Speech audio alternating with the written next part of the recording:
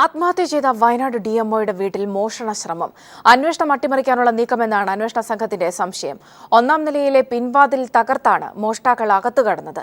എന്നാൽ വിലപ്പെട്ട സാധനങ്ങളൊന്നും മോഷണം പോയിട്ടില്ല. ആത്മഹത്യ ചെയ്ത വയനാട് ഡിഎംഒ PV ശശിധരന്റെ പന്തല്ലൂർ മുടിക്കോട്ടിലെ വീട്ടിലാണ് മോഷണ ശ്രമം. വീടിന്റെ മുകൾ നിലയിലെ വാതിൽ തുറന്നാണ് മോഷ്ടാക്കൾ അകത്തു കടന്നത്. എന്നാൽ വീട്ടിൽ നിന്ന് വിലപിടിപ്പുള്ള വസ്തുക്കളൊന്നും മോഷണം പോകാതിരുന്നതാണ് ദുരൂഹത ഉയർത്തുന്നത്.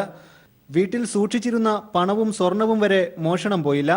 അന്വേഷണം അട്ടിമറിക്കാൻ തെളിവ് നശിപ്പിക്കാനുള്ള ശ്രമമായിരുന്നു പിന്നിലെന്നാണ് അന്വേഷണ ഉദ്യോഗസ്ഥർ സംശയിക്കുന്നത്.